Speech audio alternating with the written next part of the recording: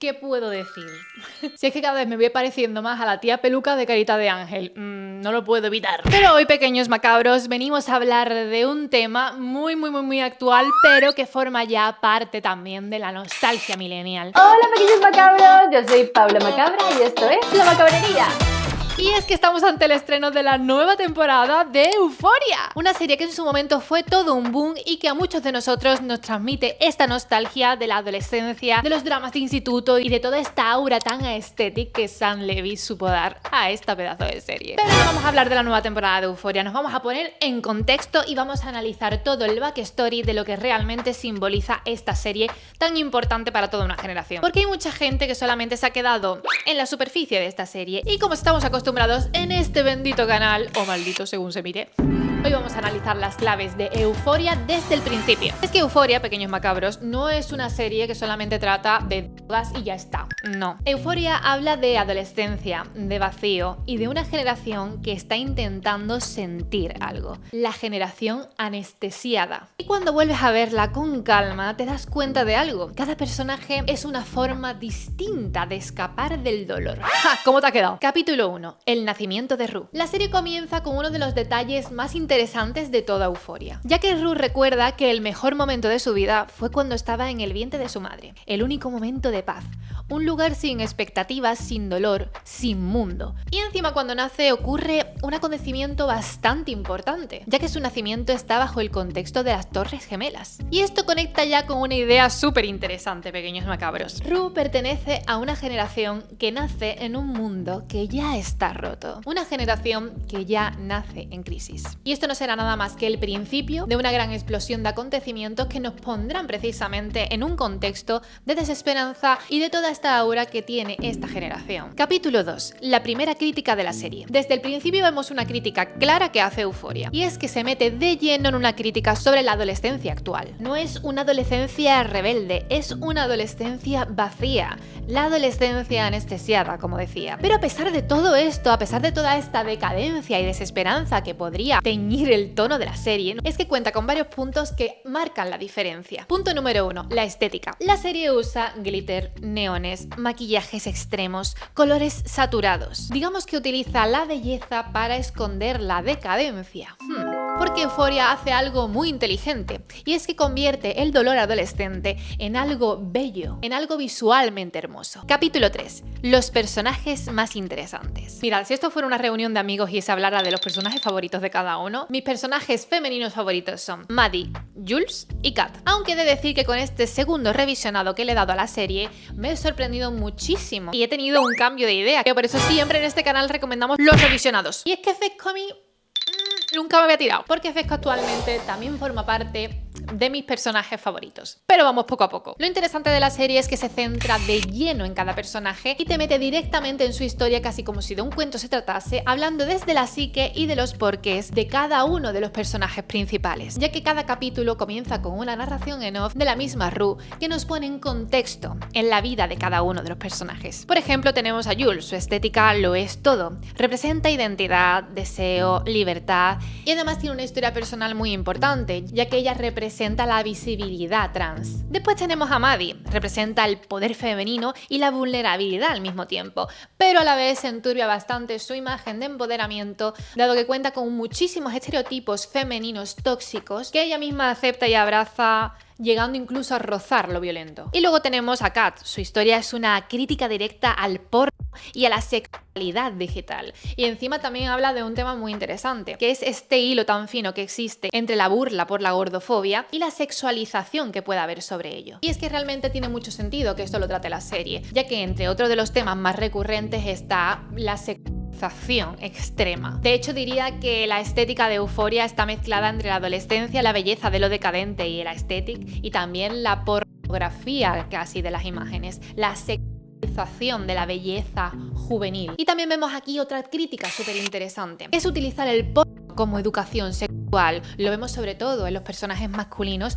pero también incluso en los femeninos, como esa escena tan mítica de Maddie que se mete a ver porno para poder luego ejecutarlo en la vida real con su pareja. Es una de las 20.000 cosas tristes que veremos dentro de la serie. Capítulo 4. Nate y la masculinidad. Mirad, uno de los personajes que más me costaba tragar, y de hecho lo hizo tan tremendamente bien que incluso hasta hace no mucho, tras el estreno de Cumbres Borrascosas, no he podido quitarme de encima el personaje pesado de Nate Jacob, ejecutado por el maravilloso Jacob Elordi. Es sin lugar a dudas uno de los personajes más agresivos, más violentos y más inquietantes de toda Euphoria, pero sin embargo con uno de los backstories más ricos e interesantes de toda la serie. Y es que Nate es un ejemplo de masculinidad rota. Y es que, como digo, su backstory es clave. Nate tenía problemas de agresividad, pero nadie sabía por qué. Y la serie deja caer una frase brutal.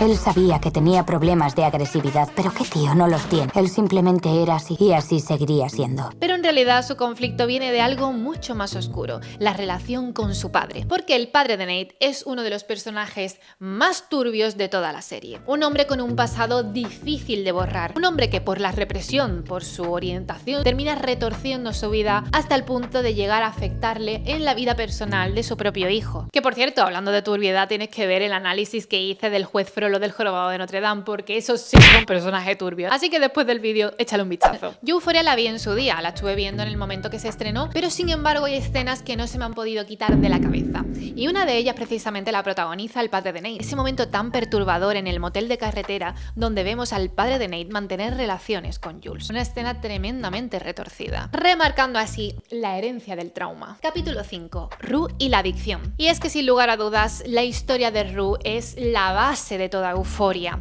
Es el núcleo, el nexo de todas las historias juntas. Y aunque estamos cansados y hartos de ver series o películas sobre la adicción, esta lo remarca desde un punto tan visceral, tan real y tan dramático que es imposible no darle un premio a esta mujer. Y es que la relación de Rue con las drogas viene directamente de su padre. Y no como cualquiera podría pensar de repente, el típico padre drogadicto y problemático, nada que ver, porque aquí el consumo va ligado con la conexión emocional, ya que el padre de Rue estuvo muy enfermo y ella estuvo conviviendo día tras día con él y empezó a naturalizar el consumo de fármacos hasta el punto de compartirlos con su padre, creando de esa manera una desconexión emocional ante la crudeza del momento y una unión con él directamente. De ahí que cada vez que Rue consume dice algo parecido a estoy muy feliz, pero en realidad lo que siente es desconexión del dolor. Además que la serie refleja a la perfección una de las cosas más típicas de un adicto, que son las mentiras y las excusas y los relíos que hace Rue para conseguir lo que quiere, que es drogarse. Es la mentira constante del adicto y la serie lo muestra de una forma muy real, como por ejemplo los momentos del mono o de las recaídas. Y sobre todo, pequeños macabros, lo turbio que puede llegar a ser estar en ese momento en el que puedes ser la mejor persona del mundo, que el mono te tiene tan consumido que no importa quién te lleves por delante, da igual si es tu pareja, tu hermana pequeña o tu propia madre, que vas a por ellos, no importa cuánto, sabes lo que quieres y si te tienes que llevar a cualquiera por delante, lo vas a hacer. Y eso es muy muy duro. Capítulo 6. Rue y Jules. La relación idealizada, la relación perfecta, la relación más romantizada de toda la serie. Ay, pues os diré una cosa, pequeños macabros, ahora tras revisionarlo, me he llevado una gran sorpresa. Y es que en esta serie no todo se puede idealizar. La relación entre Rue y Jules es fascinante, pero aquí está el pequeño factor que muchos pasan desapercibido. Y es que Jules para Rue es una adicción más. Si os fijáis, de hecho, parece que Rue no tiene manera de dejar la adicción de ninguna forma. Y no es hasta que conoce a Jules y empieza a salir con ella que decide cambiar las drogas por otra adicción, el amor obsesivo. Si Jules está en su vida, todo va bien, pero si Jules se va, Rue decae. Y eso es una dependencia emocional como un castillo de grande. Ya que, como digo, Rue depende emocionalmente de ella al 100%. Y esto es algo que Jules empieza a sentir muy fuerte. Y es la presión de tener que salvar a Rue. Y eso, pequeños macabros, la terminará asfixiando. Porque en definitiva, mientras veía la serie otra vez, no paraba de pensar lo difícil que tiene que ser estar con alguien que está destruyéndose constantemente. Capítulo 7. la segunda temporada. Mirad, de primeras la segunda temporada la he sentido mucho más introspectiva, más oscura, más psicológica, también con momentos mucho más, entendedme, fumada mental. Esa edición con flashes y slow motion del primer capítulo de la segunda temporada. Ese aesthetic llevado al límite. Que me encanta, ¿eh? Pero como decía, aquí en esta segunda temporada, al ser más introspectiva, nos trae momentos claves. La historia de la abuela de Fezco y Cenicero es increíble. Puedes entender muchísimo mejor la psicología de los personajes, ya que son dos personajes bastante extraños, sobre todo el personaje de Cenicero. Desde el principio me descolocó bastante. Un niño camello. ¿Qué? Porque ahí estamos viendo el origen del crimen. Después tenemos a Cassie y Nate. Una de las relaciones más tóxicas de la serie. Y es que sí, totalmente para la sorpresa de muchos, Cassie, la mejor amiga de Maddie, termina enrollándose con su novio. Y es que contamos con momentos totalmente míticos, como el momento del baño, donde ellos dos se están enrollando y aparece de repente Maddie y hace ese movimiento tan de meme de... También ese momento mítico del cumpleaños de Maddie, donde todavía no se sabe nada sobre la historia entre Cassie y Nate. La escena de la piscina en el cumpleaños es totalmente histórico. Y la culpa de Cassie cómo le reconcome cada vez más. Capítulo 8. Las escenas más poderosas. Y es que aquí hago una recapitulación dentro de lo que cabe, porque la serie es una obra de arte y es muy difícil, porque me llevaría hablando 15 horas de ello y no se puede.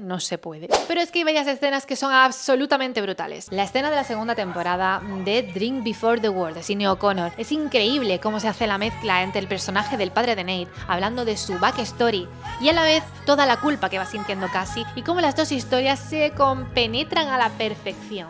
Un 10. Y la canción, mejor elección ever. Luego tenemos ese momento tan crudo de Rue destrozándolo todo en casa, destrozando a sus amigos, a su pareja, a su propia familia y a su vida. Sinceramente, las dos veces que he visto la serie, he terminado igual, hecha polvo y un mar de lágrimas. Me destroza. Además está construido casi como si fuera un plano secuencia, un no parar, y vaya papelón se marca Zendaya. Ya sabía que lo había hecho bien, pero wow, merecidísimo el premio que le dieron. Increíble cómo lo hace. Brutal. Después tenemos poesía pura, con ese plano de Cassie llorando con las flores de fondo.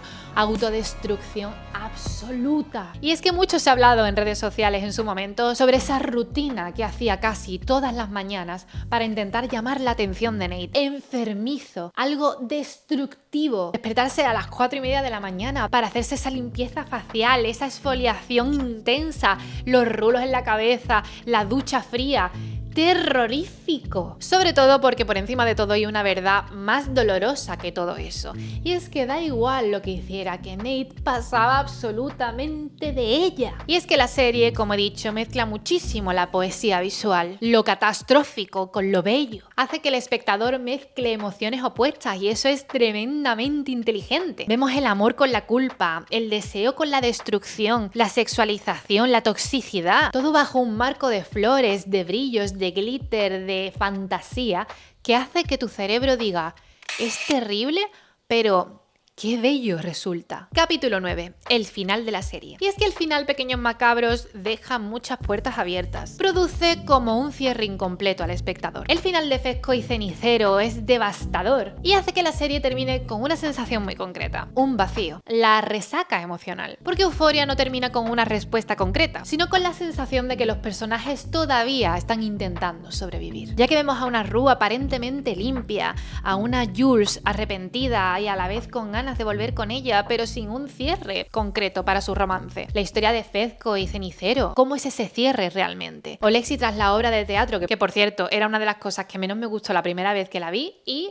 he cambiado completamente de parecer. Me parece una manera magistral de contar una historia a través de una obra de teatro de ellos mismos, o sea, es metacine. Y quizás por eso Euphoria conecta tanto con la gente. Porque no solamente habla de drogas, de sexo y de fiesta, period. Habla de intentar sentir algo. Habla de una generación que está intentando descubrir quién es. Y además representado en la pantalla casi como si de un sueño se tratase, o más bien una pesadilla bella. Una unión de sentimientos que hace que el espectador no sienta muy bien si querría vivir aquello por la belleza visual que desprende, o si le horroriza la idea siquiera de pensarlo. Hace una mezcla de emociones que me parece de 10. Una serie perfecta bajo mi punto de vista. Pero bueno, ¿qué será de la tercera temporada? Y sobre todo, ¿será tan importante la aparición de Rosalía? Es algo que me tiene un poquito ahí, que no sé muy bien. Pero ahora llegó tu momento. ¿A ti qué te parece la serie de Euphoria? A ver, cuéntame en comentarios que estoy deseando saber tu punto. ¿Cuál es tu personaje favorito? Si también te pasó como a mí, que Jacob Elordi no lo pudiste ver durante siglos porque literalmente que te tragaste muy bien el personaje de Nate. Si tienes algún crush de la serie, yo tengo varios, la verdad. Así que te leo en comentarios. Y si te gusta esta clase de vídeos, o mejor aún, si te parecería interesante que analizáramos esta nueva temporada de Euphoria juntos, dame like para saberlo y suscríbete al canal. Es súper importante que lo hagas. Así que, dicho todo esto, eso ha sido todo, pequeños macabros. Nos vemos muy pronto, aquí en La Macabrería.